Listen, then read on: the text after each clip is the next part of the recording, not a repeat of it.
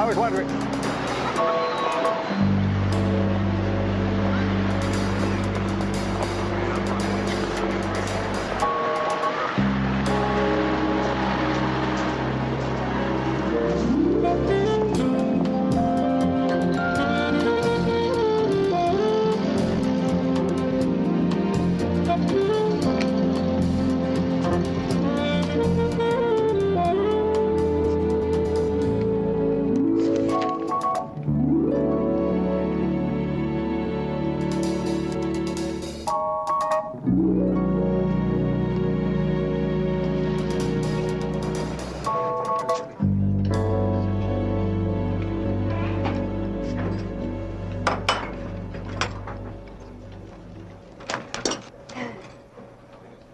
Coffee? Yes. What's the plat du jour? Light of the day. It was really good.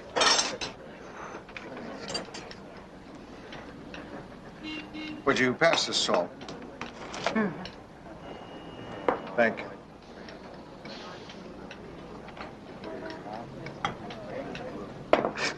That's what I meant, the sugar. You want the plat du jour? No, not today. How's the crumb cake? Fine. I'll have the crumb cake. Can I hotten up your coffee? Oh, no, thanks.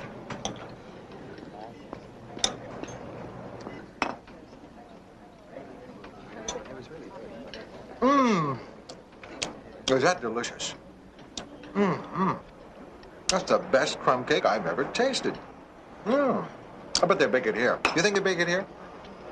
I don't know. I bet they do. I bet they do. It just tastes so fresh. Here, have a taste. Oh, no, thank No, go on. Here's a fresh fork. Take it from this end. I didn't touch it. Just take a taste. It's really good.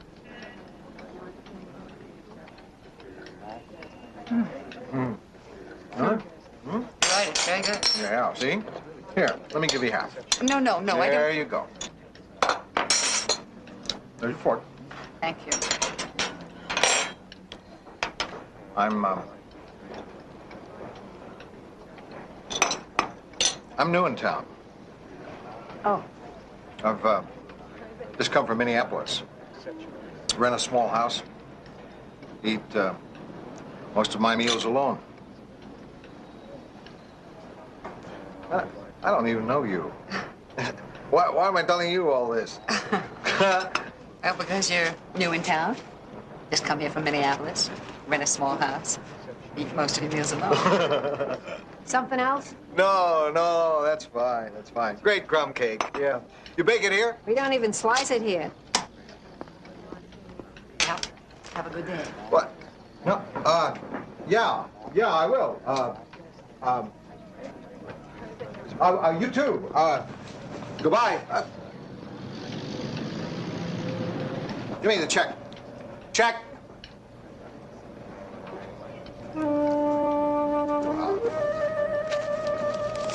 Check.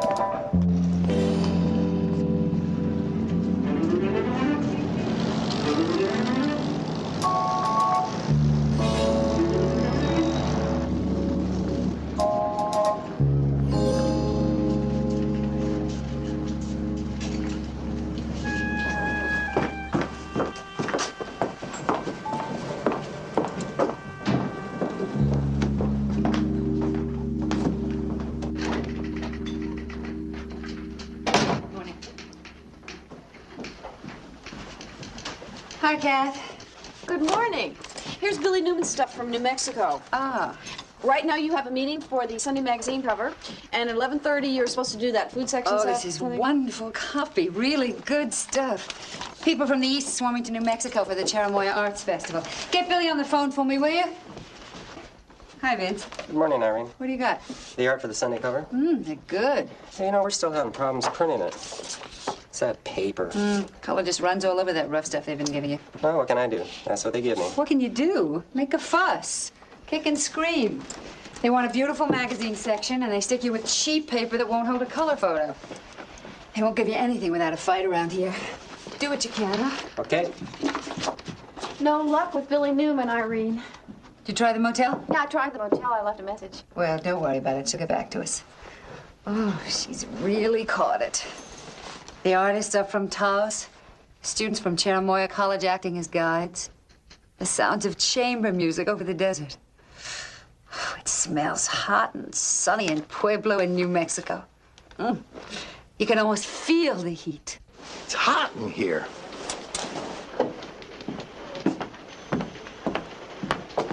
The air conditioning on a blink again? Yeah, for about an hour. Well, why doesn't somebody open a window? Because when they put the air conditioning in, they nail the windows shut. You know what happened to me this morning? What? I met a woman. Oh, I didn't actually meet her. I followed her into a coffee shop. We sat next to each other on 2 stools at the counter. And all the time we were sitting there, I felt her knee pressing against mine. When she got up to leave, her knee was still pressing mine. It was the iron pole that holds the counter up. I think I got a ridge in my kneecap. Maybe it's better you didn't meet her. Why? Because what would happen? You'd ask her out, she'd get to know you, you'd get to know her, you'd get to like her, and she'd dump you.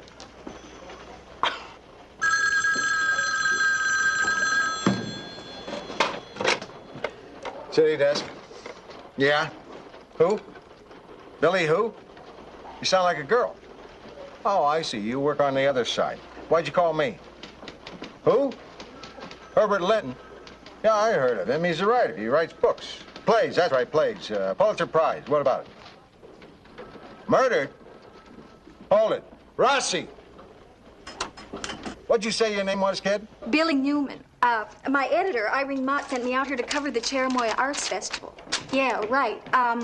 They discovered Linton's body late last night at 10:38 exactly.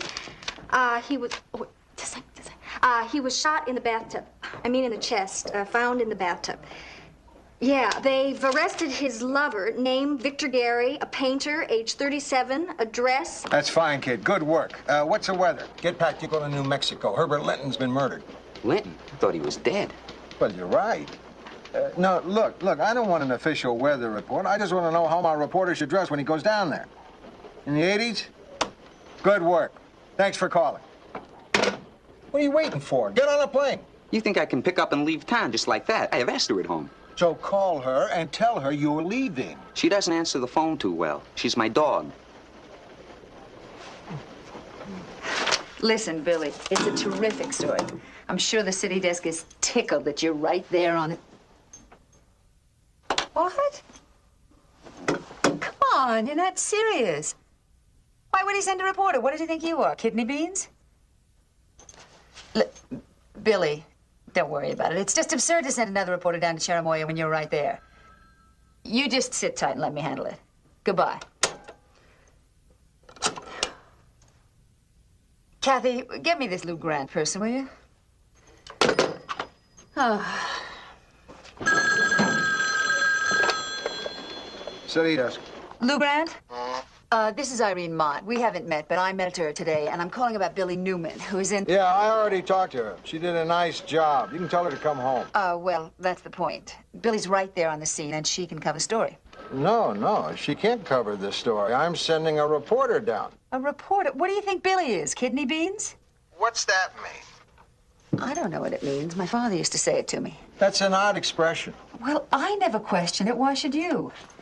Anyway, the point is, Billy is in... The point is, we do breaking stories on this side.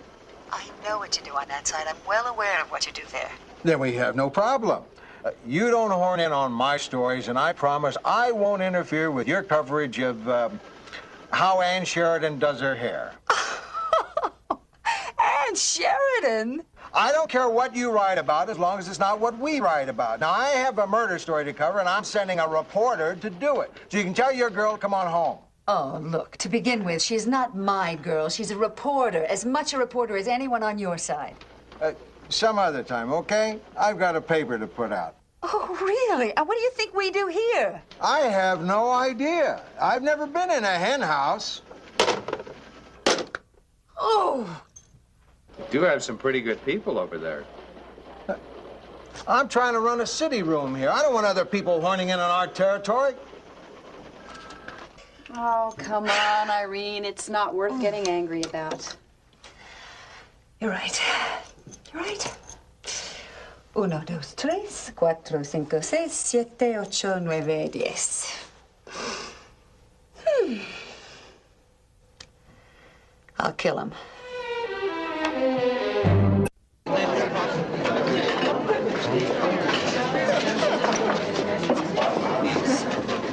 You want dessert? We got custard, rice pudding, pumpkin pie, and chocolate cheesecake. Nothing. Good choice. I'll have coffee. All right, guys, here, Phil.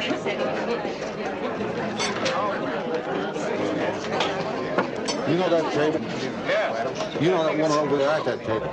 In the booth in the corner? Hmm? You're one of the 3 people. You know them? Yeah, they work on a trip. No kidding.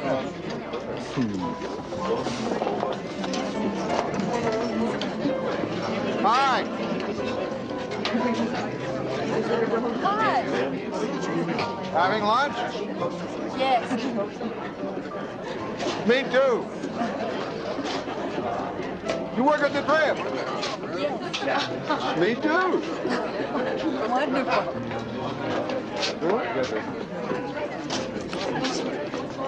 Listen, I'll have my coffee over there at that table. I know that woman. You want to pay a check now? Oh, sure, sure. How much is it? Let's see. It's roast beef and beer, $2.25. Okay. There you go. Keep the change. Yeah, coffee, 30 cents. Oh, yeah.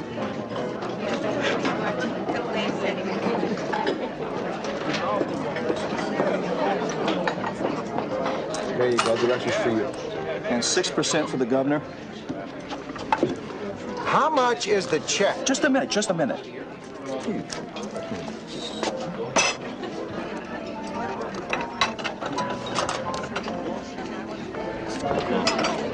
$2.70. You just blew your tip.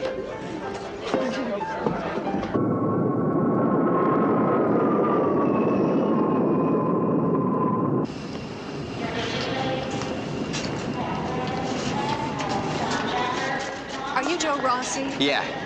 I didn't know how I was going to recognize you, but it's interesting how I picked you out. Well, from the typewriter, of course. It's not my typewriter, it's my toilet kit. Where can I get a car? Oh, I've got a car. I'll drive you to Cherimoya. Who are you? I'm Billy Newman. Oh. I'm from the Trib. I'm working on the Linton story. Where's a good place to stay in Cherimoya?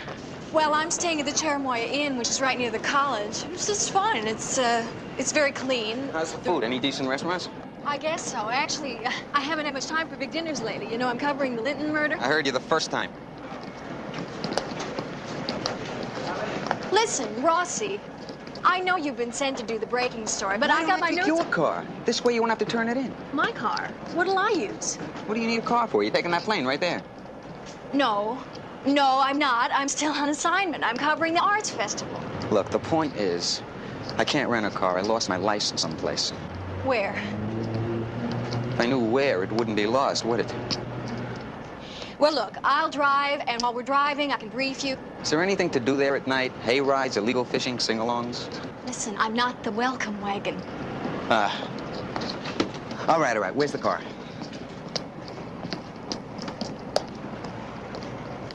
He moved here 7 years ago after his last flop. He said he was through with New York and the theater, and he was going to write books. Oh, he's written a few articles since he got here, mostly about Indians.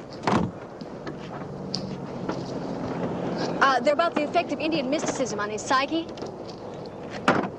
What's your name again? Billy Newman. Billy. Can't feature a reporter named Billy. How about a president named Jimmy? You know, it's really Billy Joe. But I knocked off the last part to make it sound more professional. It didn't work.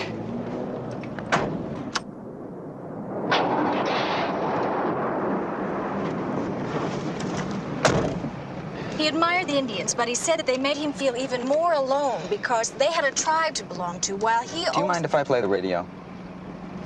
Am I boring you? Not at all. I'm not listening. You know, you don't have to use any of this. I just thought that Look, this is my story. I thought we could work together. I don't work that way.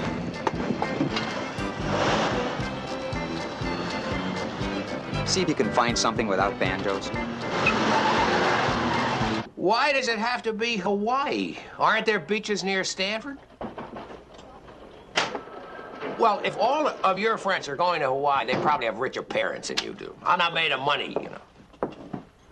I don't care if it's a cliche, it's true. Most cliches are true. That's why they're cliches. I'll come back.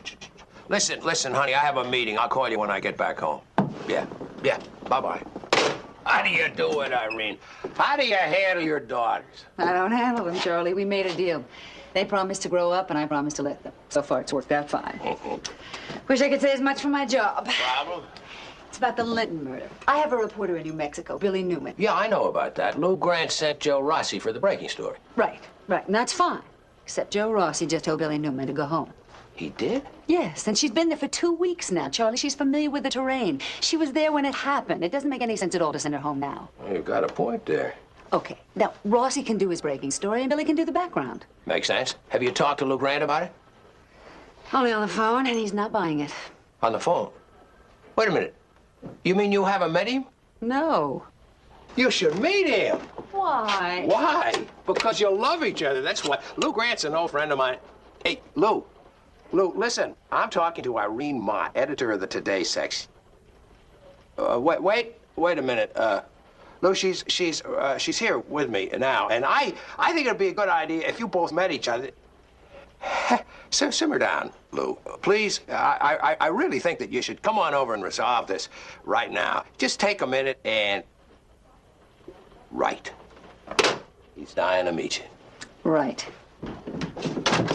Look, I just don't have time to fool around with you. Oh, my God. Lou Grant, I'd like you to meet Irene Mott. Irene. That's your name, Irene. Huh? I have a cousin named Irene. Everyone calls her Irene. Well, everyone calls me Irene.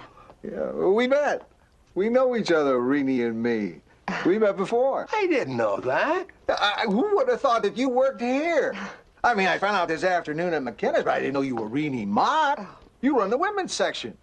We don't call it that anymore, Mr. Grant. Lou. Call me Lou. Oh, well, I will if you call me Irene. I mean, first we meet at a coffee shop, then again we meet at McKenna's, and here we are in what's-his-name's office. I can't tell you how happy I am to see you again. Oh. Hey, why don't you tell Lou what's on your mind, Irene? Right, good idea. Why don't we sit down? Now, I have a reporter in New Mexico. Oh, sure, I know. She called me about the Linton murder. Damn good work. Oh, well, glad you feel that way. Now, I know you sent a reporter down to Cherimoya. Yeah. Joe Rossi. He'll do the breaking story. Right, and Billy's going to stay and do the background story. Now, Lou. Rossi won't stand for it. Yeah, maybe he will, Lou. Let me put it this way. I won't let Rossi stand for it. Now, you're being unreasonable. It's absurd not to let her stay. She's coming back. She is staying. We'll see about that. We certainly will. Get me Rossi, wherever he is. What's the matter with you? What's the matter with me? Rough and tasting women, that's what's the matter with me. Lou, she's really... Why do they have to come horning in on our side? Huh? Do I go over there asking if I can write articles on food specials or movie reviews or home decorating, huh? Lou, Irene Mott has probably done more for this paper than anyone else on it. When I first came here, the women's section was just that. But Irene has really turned things around. It's the most vital section of the paper. And the proof of it is that nobody calls it the women's section anymore. Hello. Rossi. Listen, is that girl from the women's section still hanging around? Well, you tell her to get out of there. You're covering that story alone.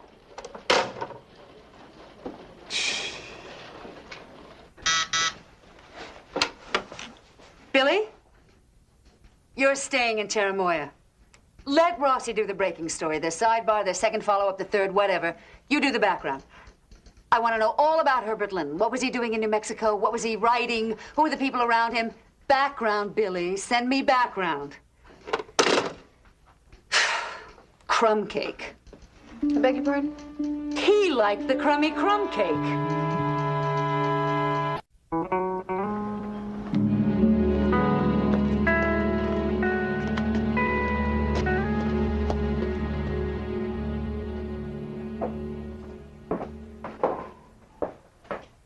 All right, folks.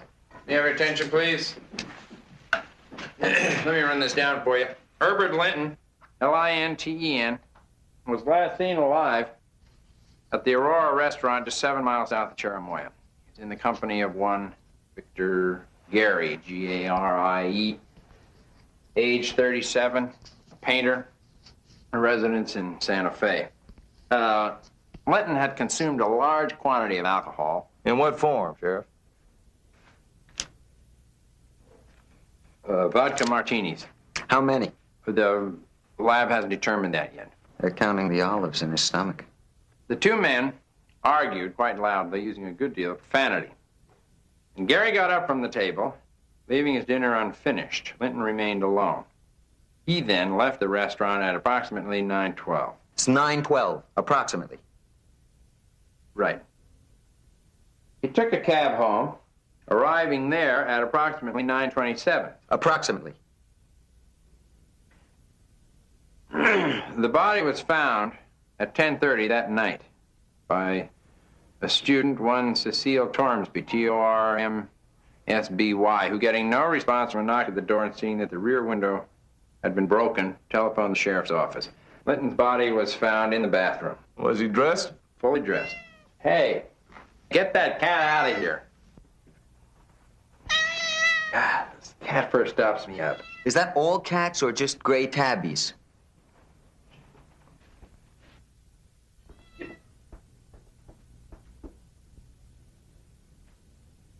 He was dead from a gunshot wound from a .22 caliber weapon. The bullet entered the chest, exited out his back, and lodged in the wall about 3 inches above the bathtub. What about the gun? Did you find it? Yes, we did. We found it outside the bathroom door. Was it Linton's gun? No, it was registered in 1965 to Victor Gary. Sheriff, how do you know that Linton and Gary were lovers? Well, everybody knew that. What are you doing here? I'm doing background for the Today section. I thought you went back. There are no more questions, folks. Wraps it up. Well, wait a minute. I heard that Gary hired Quentin Morgan to defend him. You say so, Mr. Rossi? Well, that's pretty big stuff. Quentin Morgan coming all the way from San Francisco. You say so, Mr. Rossi? Sounds like Gary feels he's a really heavyweight lawyer, doesn't it? I don't know. Is that how it sounds?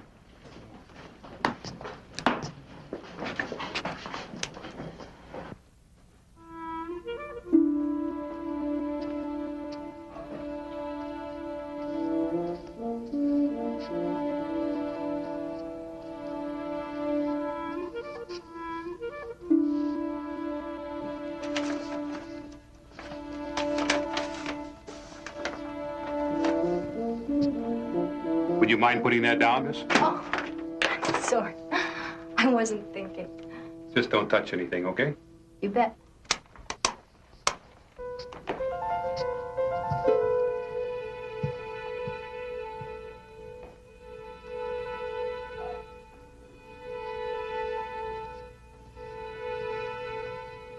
Hi, sweetie. Hi, kitty. Oh, okay if I pet the cat? Listen, would you mind reading the title of the book on the night table? You can just read it from where you are. Aspects of depression. Want to know who wrote it? No. Good. I can't pronounce it. Hey, Lou, come on in. Come on in. Get a straw. Grab yourself a sandwich. Sit down. Come on. Thank you. Napkin for me. Come on, help yourself. What's going on? Once a month, we all get together and we have sandwiches, shoot the breeze. Have a sandwich. Shoot the breeze. Anybody want this roast beef sandwich? No, came on raisin bread. Huh? See, Lou, it's a kind of an informal way of catching up on what we've all been doing. Now, Irene here feels that there's some unnecessary infighting going on inside the paper. Irene, why don't you take the floor? Okay, thanks, Charlie. I think there may be some people here who don't quite know what we do over in the Today section. Yeah, I know all that. I'm not just talking to you, Mr. Grant. Now, at Today, we do travel, book review, Sunday magazine, food, entertainment. Could you pass the mustard, please? I'm talking to you, Mr. Grant. We try to get new attitudes on old subjects, so we move our desks around. We put travel people into book review, and we put theater people into TV. And that way, everybody gets into everybody else's field. And into everybody's hair. You know, I remember when I used to work on a newspaper. All those things you were talking about, they used to go into what we call the women's section. Well, it isn't called that anymore. It's called Today. I wonder if you could tell me, you know that section where they talk about football and about baseball and hockey and those things? Sports. That's it. Yeah. I wonder if you could tell me what that section is called today. The sports section. Oh, that's reassuring. I thought maybe they called it something else like tomorrow or next Tuesday. Okay, Lou, I think you made your point. Now let Irene make hers. Well, okay, there was a time. There was indeed a time when the editor of the women's section was the publisher's wife. And she wore a big hat and white gloves, and she thought of a job as a hobby. Well, today, that woman is as obsolete as the city editor who chomps on a cigar, talks out of the side of his mouth, and has a zipper that's never quite closed. Look, we've got all kinds of qualified people on this newspaper who can handle any kind of assignment. I've got people who can write for you. You've got people who can write for me. Thank you. Thank you. But I really don't have a burning ambition to write an article on how to care for my rose garden. Neither do I. I'm allergic to roses. But if I had to write it, I could. No, let's not argue. We're not arguing. I am. You see, I think one of the problems is that physically we're in two sections of the building, the news side and the today side. And that corridor is a long bridge in between, and people are afraid to cross the bridge. Right. I agree. But we all work for the same newspaper. So does the guy who takes classified ads, but he doesn't want to cover a story. Oh, come on. Why shouldn't a writer from the city side do a Today story, huh? I'd like to see you cross over. Okay. Sure I will. When I want to write a story about roses. I don't believe it. It was pretty informal. We'd meet here or over at Herb's house, and sometimes at this cafe near the plaza. We generally work on a scene, then read it with the rest of the class and analyze it. Uh-huh. Oh, does anybody want some gum? No. No, thanks. Well, that's good. I don't have any. Does anybody want some lint? No.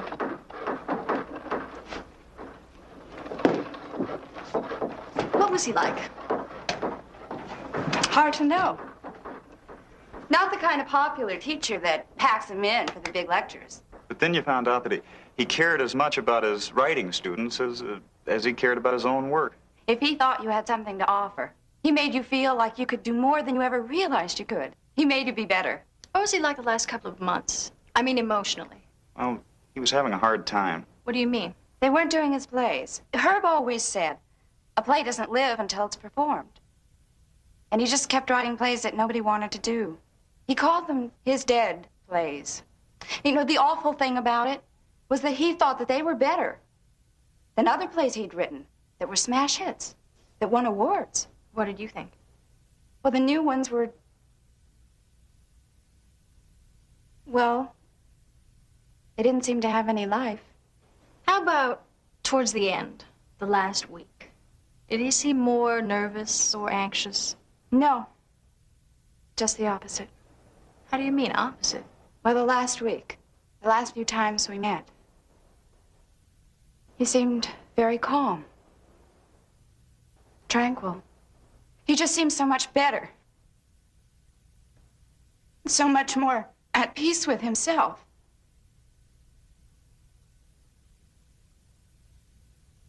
It was nice. He was happy.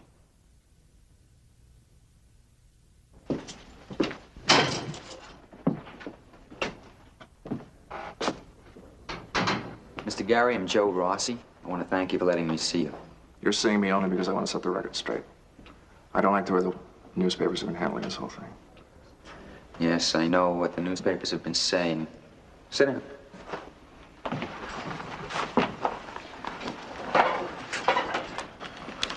So what do you want to tell me? I did not kill Herb. You had a big fight. Everybody heard it. Next thing, Linton's dead. God, I still can't believe it. You were lovers? We were friends, best friends. Not lovers? No. Not for the last year. Maybe 18 months. What happened between you? Herb was always fighting it. He never could accept it in himself. So he had dates with women. I didn't care. I respected his hang-ups. You don't have that hang-up? No. How come you met him that night? I just sold some of my paintings. My gallery in New York had contacted me that morning, and Herb and I were going to go celebrate after dinner at a restaurant. When I got there, he was in a rotten mood. Drunk? No, not exactly, but he'd had enough drinks to make him nasty. We got to the table. You were at the table? He began to argue. About what? I don't know what. Whatever I said ticked him off. Whatever I didn't say ticked him off. I couldn't make any sense of it. I couldn't figure out what was bugging him. So then both of you began arguing? No. No, I know better than that. There's no dealing with him when he's in that kind of a mood. He was just insulting me, so trying to. Said I was insensitive. Stupid, said I. Didn't have any intuition. Then he began to attack my recent work. Said it was unimportant, uninspired, ugly, I don't know. Okay, so you're in the restaurant. He's goading you. Then what happened? Then it dawned on me. He was trying to get rid of me. You see, Herbert always said he never had the courage to leave anybody. He had to make them leave him. He wanted me to leave him. So I did. I said, all right, Herb. If you want me out, I'm out. It was your gun at the house. How did it happen to be there? I gave it to him for protection. He was afraid. Afraid of what? I don't know. Prowlers, I guess. He didn't have anything to be afraid of. Well, apparently he did. He's dead.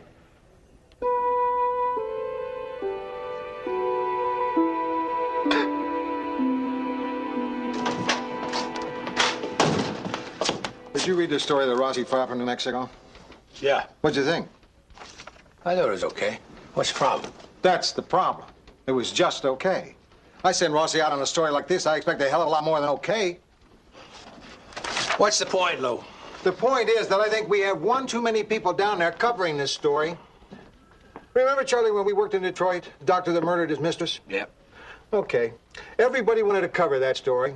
We had a wishy-washy city editor that had a couple of reporters working on it to get different angles, you know? Yeah. Okay. Now, we were so busy sidestepping each other, trying not to duplicate, that nobody noticed when the doctor confessed to a writer from another paper. You think that's what's happening there? I think this is not Rossi's best writing. I think that girl has something to do with it. You think she's beguiling him with her charms? I know he's not beguiling her with his. He doesn't have any.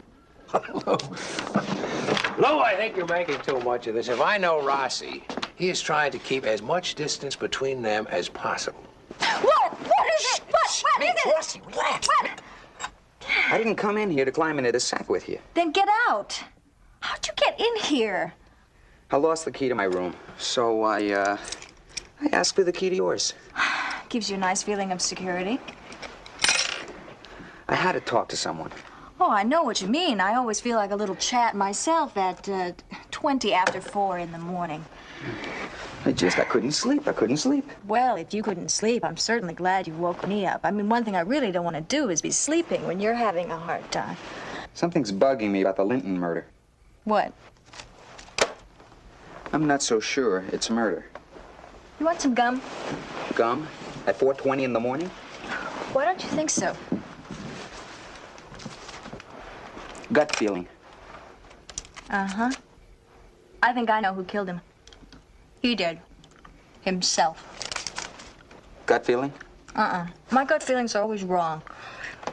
Did you know what book he was reading at the end? Aspects of Depression. Oh, man. Oh, that sure is a great reason for suspecting suicide. If everybody who reads Aspects of Depression kills himself... There'd be about 4 people who would be dead. It wasn't one of your big bestsellers. Did you notice what was on his desk? What? Large envelopes. You know the kind that manuscripts come in? Plays?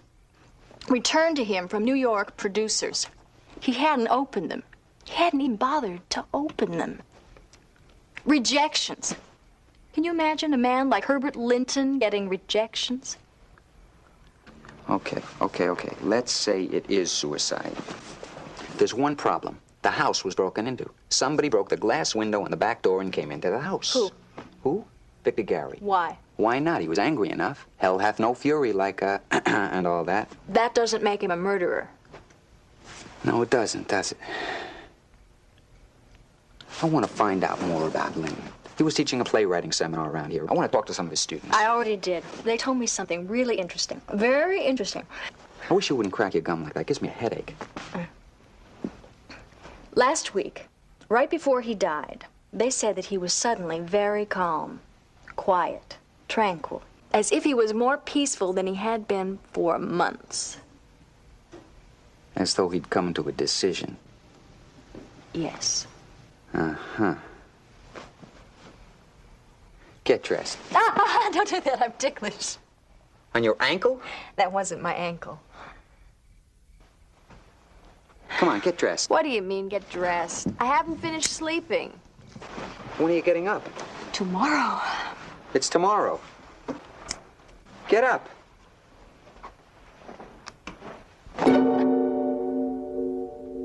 So it seems he had every reason to commit suicide. More than anyone else had a reason to kill him. Sure, that's why he picked the big fight with Gary in the restaurant. Linton wanted Gary to walk out. He wanted Gary to hate him. So it might make it easier for him to take Linton's death. Makes sense. We're releasing Gary tomorrow. Because of what we said? No, because of the barium traces on Linton's hands. Barium. Yeah, barium traces on a hand means that the hand has fired a gun within 24 hours. Well, there you go. That's absolute proof Linton shot himself. Well, it's not absolute. Well, it's pretty good. But there are a couple things that don't fit. Like that broken window. If Linton shot himself, who broke into the house? Now, that's what's been bothering us. Us, too. I've been thinking about it all the way over here. Listen, is this crazy? I'm always losing my keys and having to bust into my own house. Once a neighbor even called the cops. Well, maybe that happened to Linton. He misplaced his keys, broke the window to get in. You mean that could be right? It's as good as anything we've come up with. Well, now all we have to do is find the keys and wrap the case. Whatever you say, Mr. Rossi. Now, where are the keys? If we knew that, they wouldn't be lost, would they?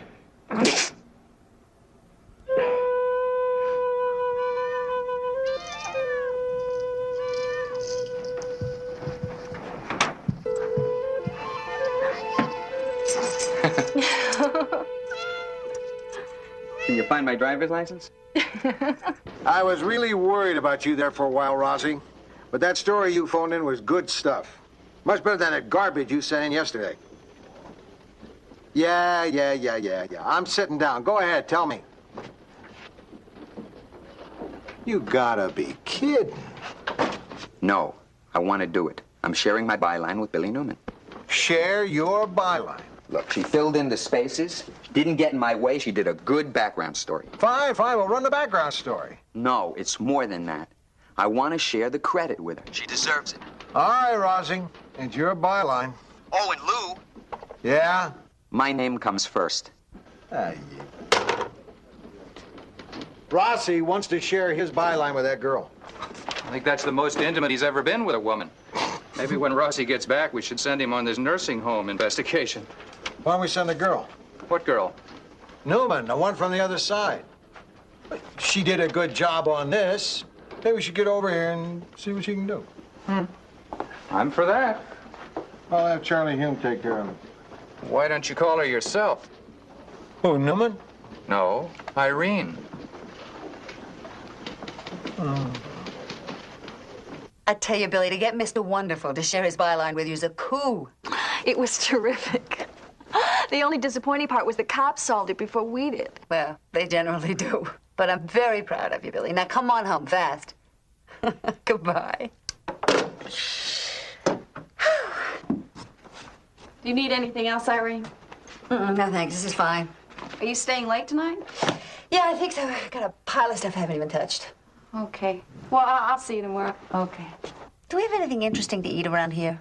Like a candy bar? No. Do you want me to order you a sandwich? No. Maybe there's some yogurt in the kitchen. Go home. Go on.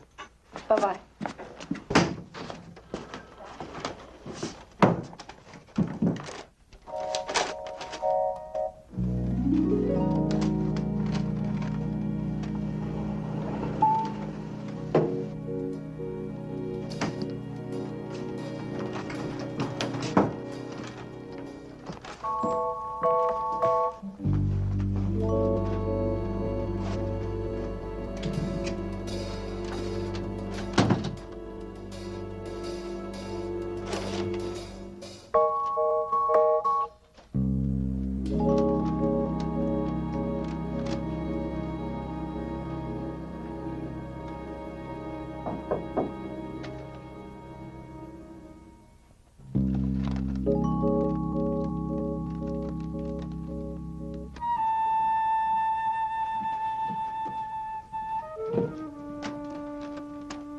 Good night, Vince. Good night, Irene. See you in the morning.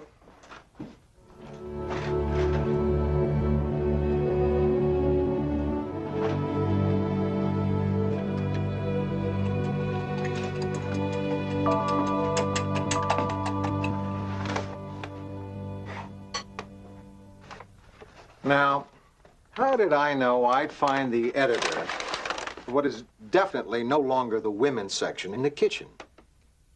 How about a drink? Fine.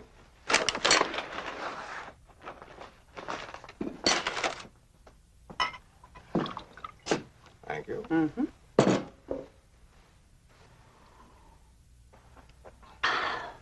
You drink like a man. So do you. Want some eggs? Oh, no. Don't bother. I am not hungry. What kind are you making? Western? With chili and peppers? Mm-hmm. Nothing like it. Kills the taste of the eggs. Yeah, well, I like it really hot. How hot?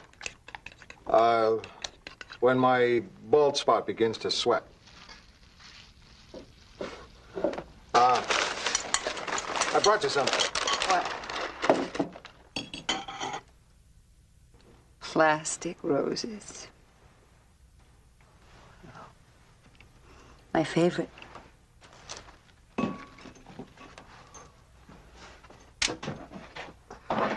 Look, I'll tell you what I'm doing here. Mm-hmm. You're a girl in New Mexico. You're a reporter in New Mexico. Newman? Yeah. I want to come over to our side for a while. Do some stories. Wow. Yeah. All right. I'll suggest it to her. Is that all you can say? Oh, excuse me. I'm not enthusiastic. You're taking away my best reporter, and I didn't thank you properly. Well, I did walk all the way over here. Was it a long walk? Endless. You'll get used to it.